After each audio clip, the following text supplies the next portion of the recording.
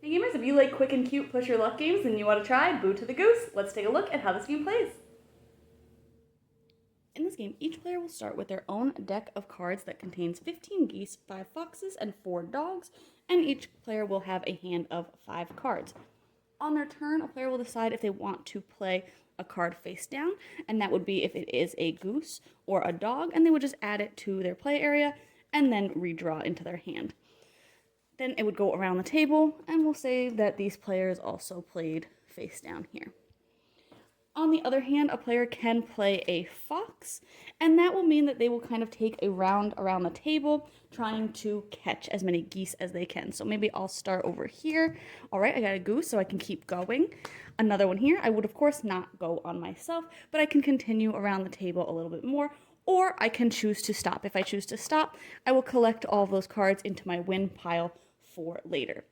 On the other hand, if I did decide to keep going, and all right, I got another goose, great, I can keep going. But then if I did flip over a dog, unfortunately I have essentially busted, and instead of getting those points, the players who have those cards will get those points instead, and the player whose dog I flipped over will also earn my fox. The game will end when players have gone through their entire decks and played all of their hand cards, and then whoever has the most cards in their win pile wins. Overall, I thought this game was really cute. It plays really quickly, which I think is really good because you don't have a lot of choice on your turn. You're going to have a hand of cards. There's only 3 types of cards. Geese and dogs have to be played face down in front of you at some point or another because you are going to play all of those cards. And foxes, it's just about timing when you want to play them. Maybe when people have a lot of things in front of them. Maybe when they don't have as many things in front of them. Maybe after you've seen a bunch of their dogs get flipped over. So there's just a little bit of balance there in knowing when the best timing is to play those foxes. But again, otherwise you don't have a ton of choice on your turn. So I like that it's very quick, very snappy turns. You're just going to play a card, keep going around the table.